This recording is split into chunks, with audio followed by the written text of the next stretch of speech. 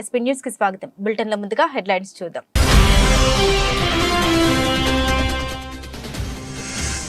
అద్వానీకి దేశ అత్యున్నత పౌర పురస్కారం భారత రత్నం ప్రకటించిన భారత ప్రభుత్వం.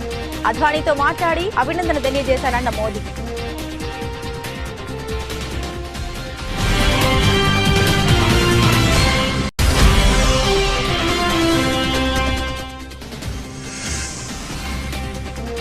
హైదరాబాద్ వేదికగా జార్ఖండ్ ఎమ్మెల్యేల క్యాంపు రాజకీయం. షామీర్పేట రిసార్టుకు తరలి.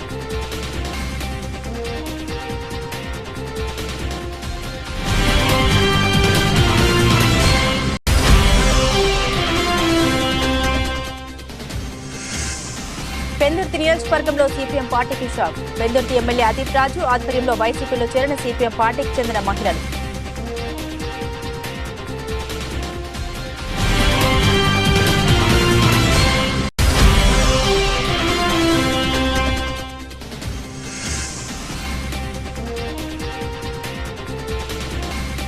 బీఆర్ఎస్ పార్టీకి రాజీనామా చేసిన మాజీ డిప్యూటీ సీఎం తాటికొండ రాజయ్య కాంగ్రెస్ పార్టీలో చేరనున్న Tatikonda Rajaiah.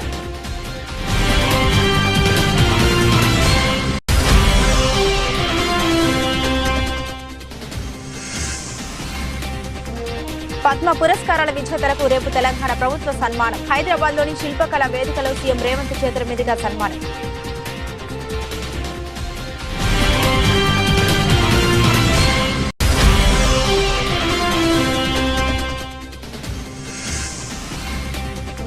Under-19 world cup లో కొనసాగుతున్న భారత్ జైత్రయాత్ర. నేపాల్పై విజయంతో సెమీస్ భర్తీ ఖరారు.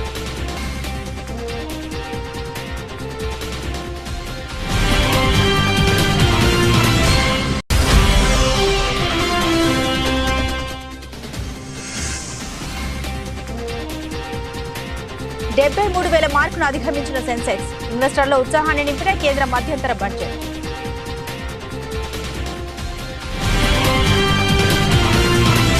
బీజేపీ అగ్రనేత రాజకీయ కురువృద్ధుడు అద్వానీని భారత ప్రభుత్వం దేశ అత్యున్నత పౌర పురస్కారం భారత రత్నకు ఎంపిక చేసింది.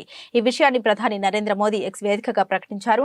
ఎల్కే అద్వానీ గారికి భారత రత్న పురస్కారం ఇవ్వబడుతోందనే విషయాన్ని పంచుకోవడం చాలా సంతోషంగా ఉందన్నారు. ఆయనతో నేను మాట్లాడాను. ఈ పురస్కారాన్ని పొందబోతున్నందుకు అభినందన తెలియజేశాను. సమకాలీన కాలంలో అత్యంత గౌరవనీయులైన రాజనీతిజ్ఞుల్లో అద్వానీ ఒకరు. మన దేశ అభివృద్ధికి ఆయన చేసిన సేవలు కృషి చిరస్మరణీయమైనవి. అట్టడుగు స్థాయిలో పనిచేయడం దగ్గర నుండి దేశానికి ఉప ప్రధానమంత్రిగా చేయడం వరకు ఆయన జీవితం ఎంతో ఉన్నతమైనది. దేశ హోంమంత్రిగా, సమాచార శాఖ మంత్రిగా కూడా ఆయన సేవలందించారు. ఆయన పార్లమెంటరీ జోక్యాలు ఎంతో ఆదర్శప్రాయమైనవి, ఎంతో ఆలోచనప్రాయమైనవి అని మోదీ ట్వీట్ చేశారు. అద్వానీతో దిగిన ఫోటోలను కూడా మోదీ షేర్ చేశారు.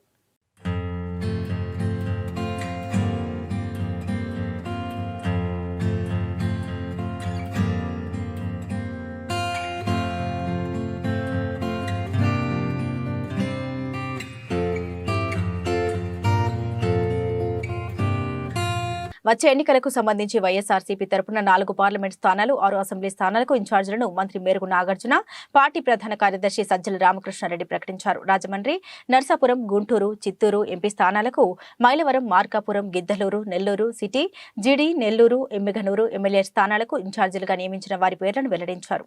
వైఎస్ఆర్ కాంగ్రెస్ పార్టీ తరపున వచ్చే సార్వత్రిక ఎన్నికల్లో పోటీ చేసే పార్లమెంటుకు, అలాగే అసెంబ్లీకి కొన్ని నియోజకవర్గాలు ఫైనలైజ్ అయ్యాయి. ఆ వివరాలు ఇప్పుడు మన మంత్రి మేరుగు నాగార్జున గారు చదివి వినిపిస్తారు. ముఖ్యమంత్రి, పార్టీ అధ్యక్షులు వైఎస్ జగన్మోహన్ రెడ్డి గారి ఆదేశాల మేరకు ఈ క్రింది పేర్కొన్న లోక్సభ, అసెంబ్లీ నియోజకవర్గాల ఇన్ఛార్జీలను నియమించడం జరిగింది. రాజమండ్రి ఎంపీ పార్టీ సమన్వయకర్తగా డాక్టర్ గూడూరి శ్రీనివాస్, అలాగే నర్సాపురం ఎంపీ పార్టీ సమన్వయకర్తగా అడ్వకేట్ గూడూరి ఉమాబాల, గుంటూరు ఎంపీకి పార్టీ సమన్వయకర్తగా Ummareddy Venkataramana, Guntur MP Ummareddy Venkataramana, Chittoor MP S Reddeppa, ఎవరైతే పార్లమెంట్ సభ్యులుగా ఉన్నారో వారిని, మైలవరం సమన్వయకర్తగా సర్నాల తిరుపతిరావు యాదవ్, మైలవరం సమన్వయకర్తగా సర్నాల తిరుపతిరావు యాదవ్, అలాగే మార్కాపురం సమన్వయకర్తగా అన్నా రాంబాబు, గిద్దలూరు సమన్వయకర్తగా కె నాగార్జునరెడ్డి, నెల్లూరు సిటీ సమన్వయకర్తగా ఎండి ఖలీల్, నెల్లూరు డిప్యూటీ మేజర్ గారు వారు, అట్లాగే జీడీ నెల్లూరు సమన్వయకర్తగా ప్రస్తుత ఉప ముఖ్యమంత్రి వర్యులు కె నారాయణస్వామి, ఎమ్మిగినూరు సమన్వయకర్తగా బుట్టా రేణుక, వీరిని సమన్వయకర్తలుగా గౌరవ ముఖ్యమంత్రి గారు ఆదేశం మేరకు నియమించడం జరుగుతూ ఉంది. జార్ఖండ్ జేఎంఎం ఎమ్మెల్యేలు హైదరాబాద్ కు చేరుకున్నారు. మాజీ ముఖ్యమంత్రి హేమంత్ సోరెన్ అరెస్టు తదనంతర పరిణామాల నేపథ్యంలో ఎమ్మెల్యేలను కాపాడుకోవడం కోసం వారిని హైదరాబాద్ కు తరలించారు. వారు నిన్ననే రావాల్సి ఉంది, కానీ వాతావరణం అనుకూలించకపోవడంతో శుక్రవారం చేరుకున్నారు. రాంచీ నుండి హైదరాబాద్ విమానాశ్రయానికి చేరుకున్న 12 మంది జేఎంఎం ఎమ్మెల్యేలను అటు నుండి నేరుగా షామీర్పేటలోని ఓ రిసార్ట్ కు 2 బస్సులు తరలించారు. ఈ నెల 5న జార్ఖండ్ అసెంబ్లీలో కొత్త ముఖ్యమంత్రి చంపై సోరెన్ బల నిరూపణ చేసుకోవాల్సి ఉంది. ఈ నేపథ్యంలో జేఎంఎం కాంగ్రెస్ పార్టీ కూటమి అప్రమత్తమైంది. జార్ఖండ్ ఎమ్మెల్యేల బాధ్యతల్ని మంత్రి పొన్నం ప్రభాకర్ చూసుకుంటున్నారు. అసెంబ్లీ బల నిరూపణ వరకు ఎమ్మెల్యేలు హైదరాబాద్ లోనే ఉండనున్నారు.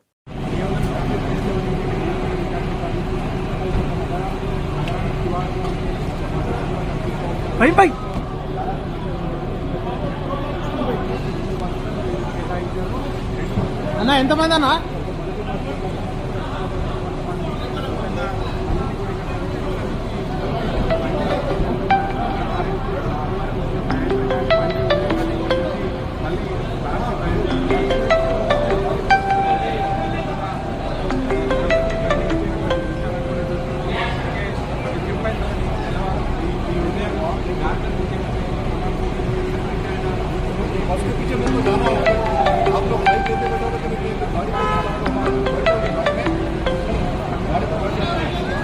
పెందుర్తి నియోజకవర్గంలో సిపిఎం పార్టీకి షాక్ తగిలింది. పెందుర్తి ఎమ్మెల్యే అదీప్ రాజు ఆధ్వర్యంలో వైసీపీలో చేరిన సిపిఎం పార్టీకి చెందిన మహిళలు సుమారు 100 మంది సిపిఎం పార్టీకి చెందిన మహిళలు వైసీపీలో చేరారు. వైసీపీలో చేరిన మహిళలకు పార్టీ కండువా కప్పి వైసీపీలో ఒక ఆహ్వానించిన ఎమ్మెల్యే అభివృద్ధి సంక్షేమం చూసి వైసీపీ పార్టీలోకి మహిళలు చేరినట్లు వెల్లడించిన ఎమ్మెల్యే వచ్చే ఎన్నికల్లో మళ్లీ వైసీపీ పార్టీ విజయం సాధిస్తుందని వెల్లడి. నమస్కారం. ఈరోజు శుభదినం అని చెప్పాలి. ఎందుకంటే వాళ్ళు ముఖ్యంగా పెందుర్తి అర్బన్ ప్రాంతంలో ఎప్పటి నుంచో కూడా సిపిఎం పార్టీకి వెన్నుదన్నుగా ఉంటూ అనేకమైనటువంటి ఉద్యమాల్లో పాల్గొన్నటువంటి రజనీ అక్క గారు ఈరోజు వైఎస్ఆర్ కాంగ్రెస్ పార్టీ మీద అభిమానంతో వాళ్ళ పార్టీలో జాయిన్ అవడం అనుకున్నది చాలా సంతోషం. హృదయపూర్వకంగా రజనీ అక్క గారిని వాళ్ళ కండువా తప్పి మా పార్టీలో ఆహ్వానిస్తున్నాం. వాళ్ళు వైఎస్ఆర్ కాంగ్రెస్ పార్టీ ప్రభుత్వం అధికారంలోకి వచ్చిన తర్వాత ఏవైతే సంక్షేమ కార్యక్రమాలు అందించామో గతంలో నేను చెప్పినటువంటి విధంగా ఎక్కడా కులం కానీ, మతం కానీ, ప్రాంతం కానీ, రాజకీయం కానీ చూడకుండా అర్హులైనటువంటి ప్రతి ఒక్కరికి కూడా సంక్షేమ కార్యక్రమాలు అందించాం. మరి ఇటువంటి సంక్షేమ పాలన మళ్ళీ రావాలి అనేటువంటి ఒక సంకల్పంతో అందరం కూడా పనిచేస్తున్నాం. మరి ఇటువంటి తరుణంలో అనేకమైనటువంటి రాజకీయ నాయకులందరూ కూడా రాజకీయ పార్టీలు ఏకమై ఒక సంక్షేమ ప్రభుత్వాన్ని జగన్మోహన్ రెడ్డి గారిని గద్దెదించాలని చూస్తున్నటువంటి సమయంలో మరి ఇటువంటి తరుణంలో మరి రజనీ అక్క లాంటి వాళ్ళు, విజ్ఞత ఉన్నటువంటి వాళ్ళు, సమస్యల మీద అవగాహన ఉన్నటువంటి వాళ్ళు వాళ్ళ పార్టీలోకి వచ్చి మాకు మద్దతు తెలిపినందుకు మరొకసారి మా పెందుర్తి నియోజకవర్గం వైఎస్ఆర్ పార్టీ తరఫున హృదయపూర్వకంగా 3 సంవత్సరాలుగా జీహెచ్ఎంసీలో 30 గంటలు కూడా ప్రజా సమస్యలపై చర్చ జరపలేదని, 3 నెలలకు ఒకసారి జరగాల్సిన కౌన్సిల్ సమావేశం 6 నెలలకు కూడా ఒకసారి జరగట్లేదని, దీనివల్ల జీహెచ్ఎంసీ ప్రజలు సమస్యలో కూరుకుపోయారని, జీహెచ్ఎంసీ అవినీతి అధికారుల చేతుల్లో బంధించబడిందని కార్పొరేటర్స్ అంటున్నారు. వెంటనే సర్వసభ్య సమావేశం జరపాలంటూ బీజేపీ కార్పొరేటర్లు గతంలో జనవరి 3, జనవరి 25 మరియు ఎన్నోసార్లు కమిషనర్ మరియు మేయర్కి విజ్ఞప్తి చేసినప్పటికీ ఉపయోగం లేకపోవడంతో తప్పని పరిస్థితుల్లో మల్కాజ్గిరి కార్పొరేటర్ శ్రవణ్ హైకోర్టును ఆశ్రయించడం జరిగింది. ఇప్పటికైనా సరే అధికారులు, అధికార పాలన యంత్రాంగం సిగ్గు తెచ్చుకొని సర్వసభ్య సమావేశాన్ని జరపాలని కార్పొరేటర్లు డిమాండ్ చేశారు. 3 సంవత్సరాల్లో కనీసం 30 గంటలు, 30 కన్నా తక్కువనే, కానీ 30 గంటల కన్నా తక్కువ సమయం కూడా ప్రజా సమస్యలపైన చర్చ జరగలేదు. ప్రతిసారి ఏదో ఒక నెపంతోనో, అవినీతి ఆఫీసర్ల నిర్వాహకంతోనో కౌన్సిల్ ప్రతిసారి పోస్ట్ పోన్ అవుతా ఉంది, చర్చ సరిగ్గా జరగట్లేదు. జిహెచ్ఎంసీ సెక్షన్ 81C యాక్ట్ ప్రకారం ప్రతి 3 నెలలకి జరగాల్సినటువంటి కౌన్సిల్ సమావేశం 6 నెలలైనప్పటికీ కూడా పెట్టట్లేదు. పెట్టిన ప్రతిసారి కూడా తూతూ మంత్రంగా చర్చ లేకుండా, ఏదైతే అజెండా పెడతా ఉన్నారో ఆ అజెండా పైన డిస్కషన్ లేకుండా, ప్రశ్నలు ఏవైతే సభ్యుల దగ్గర తీసుకోవాల్సిన ప్రశ్నలు ఉన్నాయో ఆ ప్రశ్నలు కూడా కనీసం పూర్తిగా చర్చకు రానియకుండా, సభ్యులకు కూడా పూర్తిగా మాట్లాడే అవకాశం ఇవ్వకుండా, అంత తొందర ఏమొచ్చింది? కౌన్సిల్ సమావేశం 2 గంటల్లో 3 గంటల్లో పెట్టేదే 6 నెలలకోసారి. దాంట్లో కూడా 2 నెలలకి 3 నెలలకు ఒక్కసారి కౌన్సిల్ సమావేశాన్ని వెంటనే ముగించాల్సినటువంటి తొందరపాటు ఎందుకు?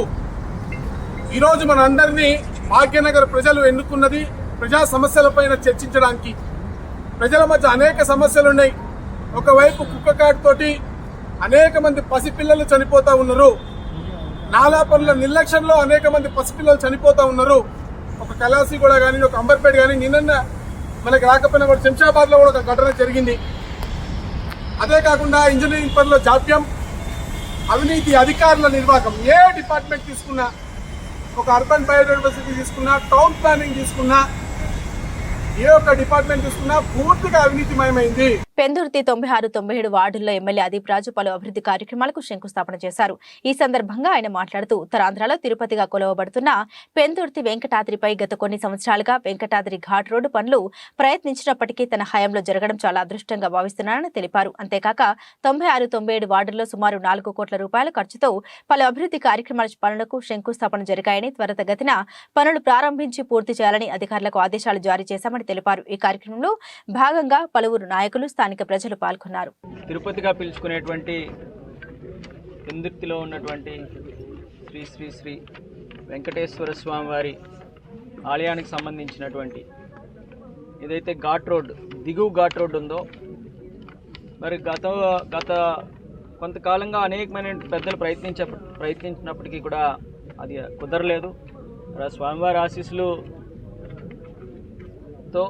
మరి ముఖ్యంగా మనం ఈ ఘాట్ రోడ్ని ఫామ్ చేయడమే కాకుండా దానికి సంబంధించి ఇవాళ బీటీ లేయర్ వేయడానికి కూడా 61,40,000 రూపాయలతో దానికి కూడా శంకుస్థాపన చేసుకోవడం జరిగింది. ఖచ్చితంగా ఈ దిగువ రోడ్ అనేటువంటిది కొన్ని వేల మంది భక్తులు ఇవాళ మన ఈ ఈ దేవాలయానికి వస్తున్నారు కాబట్టి వాళ్ళందరికీ కూడా అన్ని విధాలుగా అనుకూలంగా ఉండేటువంటి ఒక మంచి రోడ్ని, దిగువ రోడ్ని కూడా మరి బీటీ రోడ్డుకి శంకుస్థాపన చేసుకోవడం జరిగింది. దాంతోపాటు మరి ఏదైతే ఎప్పటి నుంచో ప్రజల తాలూకు ఆకాంక్ష, మరి ముఖ్యంగా ఇదే 96 వార్డుకి సంబంధించి పెందుర్తి పోలీస్ స్టేషన్ నుంచి రైల్వే స్టేషన్ వరకు వెళ్ళేటువంటి రోడ్డును కూడా పూర్తిగా వైడెన్ చేస్తూ సుమారుగా 1,54,00,000 రూపాయలతో మరి దానికి కూడా శంకుస్థాపన చేసుకున్నాం. అంతేకాకుండా 95వ వార్డులో కూడా ఒక ప్రధానమైనటువంటి రోడ్డు ఏదైతే ఉందో కంఫర్ట్ హోమ్స్కి వెళ్ళేటువంటి రోడ్డును కూడా సుమారుగా 1,67,00,000 రూపాయలతో శంకుస్థాపన చేసుకున్నాము. అదేవిధంగా 93వ వార్డులో కూడా ఒక చిన్న కాంపౌండ్ వాల్కి అన్నీ కూడా ఇవాళ శంకుస్థాపన చేసుకోవడం జరిగింది. సుమారుగా 3,96,16,000 అంటే 4 లక్షలు తక్కువ 4 కోట్ల రూపాయలకి సంబంధించిన వర్క్లకి వాళ్ళు శంకుస్థాపనలు చేశాము. మెదక్ జిల్లా రామాయంపేట పట్టణంలో కాంగ్రెస్ పార్టీ నాయకులు విలేకరుల సమావేశం ఏర్పాటు చేశారు. ఈ సందర్భంగా కాంగ్రెస్ పార్టీ రాష్ట్ర కార్యదర్శి సుప్రభాతరావు మాట్లాడుతూ 6వ తారీఖున సిద్దిపేట పట్టణంలో కాంగ్రెస్ పార్టీ కార్యాలయ ప్రారంభోత్సవం జరుగుతుందని పేర్కొన్నారు. ఆ రోజు మైనంపల్లి హనుమంతరావు ఆధ్వర్యంలో కొంపల్లి నుండి 1000 కార్లతో కాంగ్రెస్ పార్టీ నాయకులు, కార్యకర్తలు సిద్దిపేటకు తరలిరావడం జరుగుతుందన్నారు. మెదక్ అసెంబ్లీ నియోజకవర్గం నుండి కాంగ్రెస్ పార్టీ నాయకులు, కార్యకర్తలు పెద్ద ఎత్తున తరలి రావాలని పిలుపునిచ్చారు. హనుమంతరావు గారు, మైనంపల్లి రోహితరావు గారు, మన శాసనసభ్యులు కలిసి కొంపల్లి నుండి 1000 కార్లతో కాన్వాయిగా సిద్దిపేట నియోజకవర్గాన్ని చుట్టుముట్టబోతుంటూ అక్కడ ఆ నియోజకవర్గ పర్యటనలో భాగంగా సిద్దిపేట పట్టణంలో పార్టీ కార్యాలయానికి శంకుస్థాపన చేస్తూ అక్కడ కార్యక్రమాలు దానికి మెదక్ నియోజకవర్గం నుండి ప్రతి కాంగ్రెస్ నాయకుడు, ప్రతి కాంగ్రెస్ కార్యకర్త కూడా మా ఎమ్మెల్యే రోహితరావు గారి ఆధ్వర్యంలో భారీ స్థాయిలో ఈ ప్రాంతం నుంచి కూడా కాంగ్రెస్ శ్రేణులు తరలి వెళ్ళి సిద్దిపేటలో హరీష్ రావుతో తాడుపేట తెలుసుకోవడానికి కాంగ్రెస్ నాయకులు సిద్ధంగా ఉన్నాం. ఎందుకంటే మెదక్ నియోజకవర్గం సర్వనాశనం కావడానికి ముఖ్య కారకుడు హరీష్ రావు గారు. ఈ ప్రాంతంలో తన అహంకారంతో అట్టడుగు స్థాయికి తీసుకుపోయిన ఈ నియోజకవర్గాన్ని మన శాసనసభ్యురాల నిర్లక్ష్యం వల్ల ఇంకా హరీష్ రావు గారు ఓడిపోయాక కూడా వాళ్ళు బుద్ధి తెచ్చుకోకుండా మళ్ళీ మెదక్ నియోజకవర్గంలో పర్యటిస్తూ హరీష్ రావు తన ఇష్టం వచ్చినట్టు మాట్లాడుతూ కేవలం 2 నెలలు కూడా కాంగ్రెస్ పార్టీ అధికారంలోకి వచ్చి రాలేదు. మళ్ళీ ఇక్కడ మీటింగ్లు పెట్టుకుంటూ ఆయన వంకర బుద్ధి పొందుకోకుండా మళ్ళీ మెదక్ నియోజకవర్గంలో పర్యటిస్తూ కాంగ్రెస్ పార్టీపై మా శాసనసభ్యులపై తన నోటికి వచ్చినట్టు మాట్లాడుతుంటూ దాన్ని తీవ్రంగా కాంగ్రెస్ పార్టీ ఖండిస్తుంది. ఇక నుంచి హరీష్ రావు గారు మెదక్లో అడుగు పెడితే ఈ మెదక్ నియోజకవర్గంలో ఆయన అడుగు పెడితే ఎక్కడికక్కడ అడ్డుకుంటాం, ఆయన ఈ నియోజకవర్గం పులిమేరలు దాటించి కొడతామని చెప్పి తెలియజేస్తున్నాం. ఎట్టి పరిస్థితుల్లో హరీష్ రావు వదిలిపెట్టే ప్రసక్తి లేదు. మెదక్ పూర్తిగా అభిమానం కానీ కూడా ఆయనే కారణం. కాబట్టి ఆయన ఇక్కడైనా బుద్ధి తెచ్చుకొని ఆయన సిద్దిపేటకు పరిమితం అయితే మంచిగా ఉంటుంది, లేనట్టయితే ఆయన అడగడం అడ్డుకుంటామని హెచ్చరిస్తున్నాం. అదేవిధంగా ఖచ్చితంగా ప్రతి గ్రామం నుంచి ఈ నియోజకవర్గంలో ప్రతి గ్రామం నుంచి కూడా హరీష్ రావు కాన్స్టిట్యూన్సీ చుట్టుముడతామని హెచ్చరిస్తున్నాం. ఎచ్చెర్ల నియోజకవర్గం రణస్థలం మండలం పీసీని గ్రామ నూతన సచివాలయ భవనాన్ని ఎన్ఆర్ఈజీఎస్ నిధులతో 40 లక్షల వ్యయంతో ఎచ్చెర్ల ఎమ్మెల్యే గొర్లె కిరణ్ కుమార్ చేతుల మీదుగా ప్రారంభించారు. ఈ కార్యక్రమంలో జిల్లా ప్రధాన కార్యదర్శి రణస్థలం మండలం ఎంపీపీ ప్రతినిధి Pinninti Sai Kumar, Etcherla market committee chairman ప్రతినిధి లంకలపల్లి ప్రసాద్, మండల పార్టీ అధ్యక్షులు మహంతి పెద్దరాము నాయుడు, వైస్ ఎంపీపీ రాయపురెడ్డి బుజ్జి, రాష్ట్ర కార్పొరేషన్ డైరెక్టర్ పిల్ల అనంత్ పాత్రుడు, మహిళా అధ్యక్షురాలు గూరాన మానస, సర్పంచుల సంఘం అధ్యక్షులు రెడ్డి విశ్వేశ్వరరావు, పీసీని పంచాయతీ ఎంపీటీసీ పత్తివాడ నాగమణి, రణస్థలం మండలం సర్పంచులు, ఎంపీటీసీలు, గ్రామ సచివాలయ కన్వీనర్లు, వైఎస్ఆర్ కాంగ్రెస్ పార్టీ నాయకులు, గృహ సారథులు, పంచాయతీ కార్యదర్శి, బీఆర్ఓ, గ్రామ సచివాలయ సిబ్బంది, గ్రామ వాలంటీర్లు తదితరులు పాల్గొన్నారు.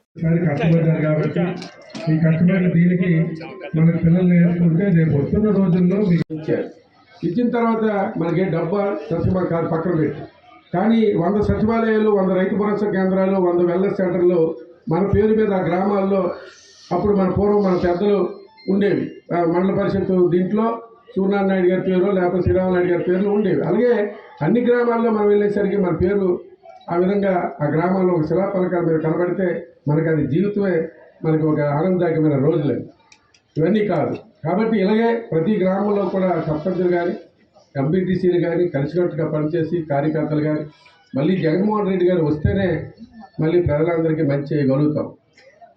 లేదు ఈ ప్రభుత్వం మీద ఏమైనా మనం అశ్రద్ధ వహించి మనం ఏమైనా పనిచేయక పక్కన పెట్టి ఏమైనా అశ్రద్ధ వహించామా, రేపు రానున్న రోజుల్లో ప్రజలకు ఎటువంటి పరిస్థితుల్లో సంక్షేమ పథకాలు ఉండవు, ఇలాంటి అభివృద్ధి కార్యక్రమాలు కూడా ఉండవు. ఎందుకంటే జగన్మోహన్ రెడ్డి గారు ఇన్ని మంచి పని చేసి 2,60,000 కోట్ల రూపాయలు ప్రజలకి సంక్షేమ పథకాల ద్వారా ఇస్తే జగన్మోహన్ రెడ్డి గారే ఓడిపోతే వచ్చిన చంద్రబాబు, పవన్ కళ్యాణ్ లాంటి వాళ్ళు ప్రజలు ఏమైనా ఉంచుతారని ఒకసారి ఆలోచన చేయండి. ఇది ఆలోచన చేయండి. ఎందుకంటే ప్రజలందరికీ ఏ నాయకుడు అవసరం లేకుండా డైరెక్ట్గా మా అవసరం కానీ, ఎమ్మెల్యే అవసరం కానీ, ఎంపీపీ అవసరం కానీ, ప్రెసిడెంట్ అవసరం కానీ, ఎంపీటీసీ అవసరం కానీ లేకుండా ప్రతి ఒక్క కార్యక్రమాన్ని ఏమైనా డిస్టర్బెన్స్ ఉంటుందని ఒక ఆలోచనతో పక్కన పెట్టి మీ అందరికీ ఇవ్వడం జరుగుతుంది. ఇది ఆలోచన చేసి వస్తే మళ్ళీ మరిన్ని మంచి సంక్షేమ పథకాలు అందించడం జరుగుతుంది, గ్రామ అభివృద్ధి జరుగుతుంది. ఈరోజు ఆర్థికంగా మహిళలు ఎంత బాగా ముందున్నారో మీరు అందరూ కూడా గమనించారు. ఇన్ని చేసిన జగన్మోహన్ రెడ్డి గారు ఒకటే మాట అన్నారు. కాకినాడ జిల్లా జగ్గంపేట గండపల్లి మండలం ఉప్పలపాడు గ్రామంలో వైసీపీకి కోలుకోలేని భారీ షాక్ తగిలిందని వైసీపీకి సంబంధించిన సర్పంచ్ అడబాల రామాంజనేయులు, ఉప సర్పంచ్ రాయుడు జ్యోతి, వార్డు మెంబర్లు ధార వెంకటరమణ, జక్కంపొడి వెంకన్న, మోడిపోయిన అమ్మాజీ, మామిడాల పెద్దకాపు, సర్పంచ్ రామాంజనేయులు అనుచరగణం 500 మందితో రాష్ట్ర తెలుగుదేశం పార్టీ ఉపాధ్యక్షులు జ్యోతుల నెహ్రూ సమక్షంలో తెలుగుదేశం పార్టీలో చేరారు. వీరందరికీ నెహ్రూ పార్టీ కండువాలతో స్వాగతం పలికారు. ముందుగా జ్యోతుల నెహ్రూకు భారీ ఊరేగింపుగా నాయకులు, కార్యకర్తలు, అభిమానులు బాణసంచ కాల్పులతో గ్రామ సచివాలయం వరకు మహిళల మంగళహారతులతో ఘనంగా స్వాగతం పలికారు. పని కావాలంటే నిర్మమాటంగా పని అడిగేవాడు, చేయించుకునేవాడు. ఎవరొచ్చినా పని చేయడం అన్నది అదొక అలవాటు. మా వాళ్ళు ఇబ్బంది పడేవారు కూడా. ఆయన ఒక సిద్ధాంతంతో ఉండడం, ఆ రకంగా మరి రాజకీయంగా దూరంగా ఉన్నాం. తర్వాత ఆంజనేయులు తెలుగుదేశం పార్టీలోకి వచ్చాడు. ఎప్పుడు వచ్చాడు, ఎందుకు వచ్చాడు? కాంగ్రెస్ పార్టీలో ఉన్నటువంటి నాయకుడు తెలుగుదేశం పార్టీ పార్లమెంటు సభ్యుడిగా ఎన్నిక అభ్యర్థి అయితే అప్పుడు అతనితో పాటు కూడా ఇక్కడికి వచ్చినటువంటి పరిస్థితి. అంటే ఈ రాష్ట్రంలో కాంగ్రెస్ పార్టీ అట్టడుగుపోయింది, ఎవరు ఆదరించేవాళ్ళు లేరు. ఆయన ఇది ఎందుకు చెప్తున్నానంటే పొందరాజు యొక్క వ్యక్తిత్వం గురించి. మళ్ళీ అది పునర్నిర్మాణం అవుతుందని ఆశ లేదు. అయినా సరే ఎందుకో గందుకు నేను ఆ సిద్ధాంతాలకు కట్టుబడి కాంగ్రెస్ కండువా వేసుకున్నాను భుజం మీద. ఈ దశలో నేను ఎందుకు తీసేయాలి అని చెప్పేసి అతను తీసేయకుండా ఉన్నాడు. వికారాబాద్ జిల్లా యాలాల మండలం తిమ్మాయిపల్లి గ్రామంలోని బాలింతల పసిపిల్లల్ని వారి ఆరోగ్యం పట్ల అంశాలపై గ్రామానికి చెందిన ఏఎన్ఎం ఆశా వర్కర్లను అడిగి తెలుసుకున్నారు. ప్రతి నెలలో శనివారం ఏదో ఒక శనివారం గ్రామీణ ప్రాంతాలకు వెళ్లి పర్యవేక్షణ చేయవలసి ఉంటుందన్నారు. అందులో భాగంగానే తిమ్మాయిపల్లి గ్రామాన్ని సందర్శించడం జరిగిందని తెలిపారు. రిపోర్ట్స్ బాగానే ఉన్నాయి, కొద్దిగా చేర్పులు మార్పులు అవసరమని వారికి సూచించినట్లు ఆయన తెలిపారు. ఈ కార్యక్రమంలో అంగన్వాడీ కార్యకర్తలు జయంతి, ఆశా వర్కర్ వెంకటమ్మ పాల్గొన్నారు. బాలింతలు సెంటర్ కి వచ్చి పిల్లల్ని చూయించారు. డిప్యూటీ డిమాండ్ తాండూరు డివిజన్. మామూలుగా మనకు వైద్య ఆరోగ్య శాఖలో ప్రతి బుధవారము శనివారము పిల్లలకు సంబంధించిన వ్యాధి నిరోధక టీకాలు, గర్భవతులను పరీక్ష చేయడం, ఇది ఒక యాక్షన్ ప్లాన్ ఉంటుంది. బుధవారం అయితే హెడ్ క్వార్టర్స్లో, శనివారము మనకు చిన్న చిన్న విలేజ్లో అంటే గ్రామ పంచాయతీలలో ఉంటుంది. ఆ విధంగా మనం ఈరోజు తిమ్మాయిపల్లి గ్రామానికి రావడం జరిగింది. ఇక్కడ దాదాపు 10 మంది పిల్లలకు ఈరోజు వ్యాక్సిన్ డ్యూ ఉంది వాళ్ళకు. దానికి మన ఏఎన్ఎంస్, ఆశాలు, ఇక్కడున్న ఎమ్మెల్యేహెచ్పీలు చేయడం జరుగుతుంది. ఇంకా వీటితో పాటు మనకు ఎన్సిడి అనే ఒక ప్రోగ్రాం ఉంది. ఈ నెలలో లెప్రసీ అవేర్నెస్ స్పర్శ అని ఒక ప్రోగ్రాం జరుగుతుంది. టీవీకి సంబంధించినవి జరుగుతున్నాయి. అన్నీ మొత్తం మీద ప్రతి నెలలో ఒక శనివారం ఈ తిమ్మాయిపల్లి గ్రామంలో వైద్య ఆరోగ్య శాఖకు సంబంధించిన అన్ని ప్రోగ్రామ్స్ కూడా మా ఎమ్మెల్యేహెచ్పీ కానీ, ఏఎన్ఎం కానీ, ఆశా కార్యకర్త కానీ దాన్ని పూర్తి చేయడం జరుగుతుంది. వాళ్ళ రికార్డ్స్ అవన్నీ చూస్తే సంపూర్తిగానే ఉన్నాయి. చిన్న చిన్న పొరపాట్లు ఉన్నాయి. అవన్నీ కూడా వాళ్ళకు ఎలా సరిదిద్దుకోవాలో చెప్పడం జరుగుతుంది. శాసనసభ ఎన్నికల్లో ఓటమి పాలై ఢీలా పడిన బీఆర్ఎస్ పార్టీకి భారీ షాక్ తగిలింది. తెలంగాణ తొలి డిప్యూటీ సీఎం మాజీ ఎమ్మెల్యే తాటికొండ రాజయ్య బీఆర్ఎస్ కు రాజీనామా చేశారు. ఆయన కాంగ్రెస్ పార్టీలో చేరనున్నట్లు సమాచారం. గత ఎన్నికల్లో స్టేషన్ ఘన్పూర్ టికెట్ ను రాజయ్యకు కేసీఆర్ నిరాకరించారు. ఆయన స్థానంలో కడియం శ్రీహరికి టికెట్ ఇచ్చారు. దీంతో అప్పటి నుండే ఆయన తీవ్ర అసహనంతో ఉన్నారు. తన అనుచరులతో లోతుగా చర్చించిన తర్వాత పార్టీకి గుడ్ బై చెప్పడమే బెటర్ అనే నిర్ణయానికి ఆయన వచ్చారు. ఇప్పటికే ఆయన మంత్రి పొంగులేటి శ్రీనివాసరెడ్డితో చర్చలు జరిపారు. సీఎం రేవంత్ రెడ్డి సమక్షంలో ఆయన కాంగ్రెస్ లో చేరే అవకాశం కూడా ఉంది. ఇప్పటికే 5 బీఆర్ఎస్ ఎమ్మెల్యేలు రేవంత్ రెడ్డిని కలవడం జరిగింది. రాష్ట్ర రాజకీయాల్లో వేడిని పెంచింది. నియోజకవర్గ అభివృద్ధి గురించి చర్చించడానికి సీఎంను కలిశామని వీరు చెబుతున్నప్పటికీ వీరి కలయిక పలు అనుమానాలకు తావిస్తోంది. పద్మ పురస్కారాలకు ఎంపికైన విజేతల్ని తెలంగాణ ప్రభుత్వం ఘనంగా సన్మానించనుంది. రేపు శిల్పకళ వేదికలో సన్మాన కార్యక్రమాన్ని నిర్వహించనున్నారు. పద్మ విభూషణ్ కు ఎంపికైన మాజీ ఉపరాష్ట్రపతి వెంకయ్యనాయుడు, సినీ నటుడు చిరంజీవిని మంత్రి జూపల్లి కృష్ణారావు సీఎం రేవంత్ రెడ్డి తరపున ఆహ్వానించారు. వెంకయ్యనాయుడును జూబ్లీహిల్స్ లోని ఆయన నివాసంలో, చిరంజీవిని అన్నపూర్ణ స్టూడియోస్ లో మంత్రి మర్యాదపూర్వకంగా కలిసి శుభాకాంక్షలు తెలియజేశారు. శాలువ కప్పి పుష్పగుచ్చాలు అందించి అభినందన తెలియజేశారు. వెంకయ్యనాయుడు, చిరంజీవితో పాటు పద్మశ్రీ పురస్కారాలకు ఎంపికైన బుర్రవీణ వాద్యకారుడు, దాసరి కొండప్ప, యక్షగాన కళాకారుడు గడ్డం సమ్మయ్య, సాహితీవేత్తలు కూరెళ్ల విఠలాచార్య, కేతావత్ సోమ్లాల్, శిల్ప కళాకారుడు సత్తి ఆనందాచారిని రేపు రాష్ట్ర ప్రభుత్వం ఘనంగా సత్కరించనుంది. పద్మశ్రీ విజేతలను రాష్ట్ర ప్రభుత్వం తరపున ఆహ్వానించాలని మంత్రి జూపల్లి సాంస్కృతిక శాఖ అధికారులను ఆదేశించారు. డీటెయిల్స్ చూస్తే దక్షిణాఫ్రికాలో జరుగుతున్న అండర్-19 వరల్డ్ కప్ లో భారత్ జోరు కొనసాగుతుంది. సూపర్ 6 దశలోనూ భారత్ కుర్రాల జట్టు ఎదురు లేకుండా ముందుకు సాగుతోంది. ఇవాళ బ్లూ ఫౌంటైన్ లో నేపాల్ తో జరిగిన మ్యాచ్ లో భారత్ 132 పరుగుల తేడాతో భారీ విజయాన్ని అందుకుంది. తద్వారా సెమీస్ బెర్త్ ఖరారు చేసుకుంది. ఈ మ్యాచ్ లో టాస్ గెలిచి బ్యాటింగ్ చేసిన భారత్ నిర్ణీత 50 ఓవర్లలో 5 వికెట్లకు 297 పరుగులు చేశారు. సచిన్ దాస్, కెప్టెన్ ఉదయ్ సహరాన్ సెంచరీలతో మెరిశారు. అనంతరం 298 పరుగుల భారీ లక్ష్యంతో బరిలో దిగిన నేపాల్ జట్టు 50 ఓవర్లలో 9 వికెట్ల 165 పరుగులు చేసి ఓటమి పాలైంది. ఆ జట్టులో కెప్టెన్ దేవ్ ఖనాల్ చేసిన 33 పరుగులే అత్యధికం.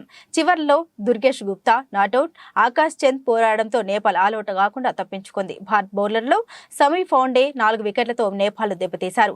హర్షిన్ కులకర్ణి 2, రాజ్ లింబానీ 1, ఆరాధ్య శుక్లా 1, మురుగన్ అభిషేక్ 1 వికెట్ తీశారు. దేశీయ స్టాక్ మార్కెట్లో ఈ రోజు ఫుల్ జోష్ కనిపించింది. మధ్యంత బడ్జెట్ లో కేంద్ర ప్రభుత్వం ప్రజాకర్షక పథకాల జోలికి వెళ్లకపోవడం ఇన్వెస్టర్లను ఎంతగానో ఆకట్టుకుంది. ఈ క్రమంలో మార్కెట్లు ఈ రోజు పరుగులు పెట్టాయి. సెన్సెక్స్ ఒకానొక సమయంలో 73,000 మార్కును అధిగమించి 73,089కి చేరుకుంది. అయితే ఇన్వెస్టర్లు లాభాల స్వీకరణకు మొగ్గు చూపడంతో భారీ లాభాలు ఆవిరయ్యాయి. ఈ రోజు ట్రేడింగ్ ముగిసే సమయానికి సెన్సెక్స్ 440 పాయింట్లు పెరిగి 72,086కు చేరుకుంది. నిఫ్టీ 156 పాయింట్లు ఎగబాకి 21,854 వద్ద స్థిరపడింది. BSE sensex top gainers power grid corporation 4.10%, NTPC 3.34%, TCS 2.98%, Tata steel 2.89%, JSW steel 2.74%, top losers axis bank -1.42%, HDFC bank 1.33%, Hindustan Unilever -0.81%, ITC -0.60%, L and T -0.57%. Bulletin ముగించే ముందు హెడ్లైన్స్ మరోసారి.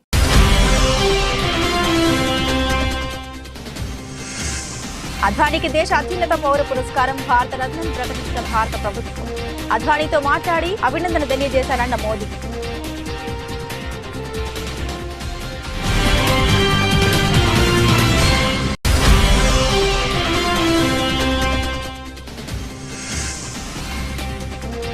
హైదరాబాద్ వేదికగా జార్ఖండ్ ఎమ్మెల్యేల క్యాంపు రాజకీయం. షామీర్పేట రీసార్టుకు తరలింపు.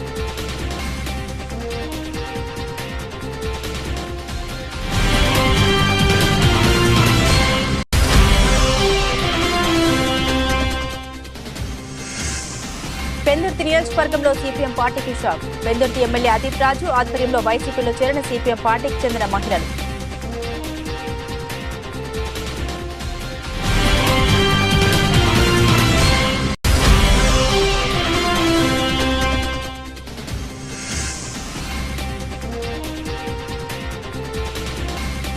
బీఆర్ఎస్ పార్టీకి రాజీనామా చేసిన మాజీ డిప్యూటీ సీఎం తాటికొండ రాజయ్య. కాంగ్రెస్ పార్టీలో చేరనున్న Tatikonda Rajaiah.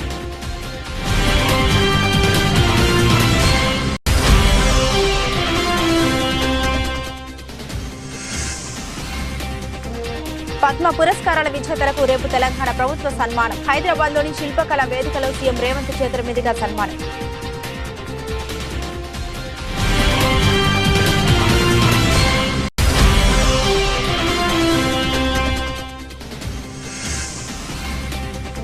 Under-19 world cup లో కొనసాగుతున్న భారత్ జైత్రయాత్ర. నేపాల్పై విజయంతో సెమీస్ భర్తీ ఖరారు.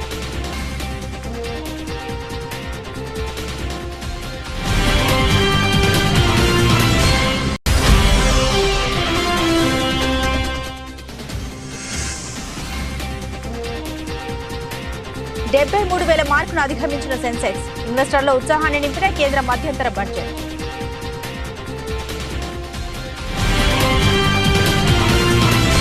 ఇవి బులెటిన్లోని విశేషాలు. తిరిగి మరో బులెటిన్తో మళ్ళీ కలుసుకుందాం. సెలవు.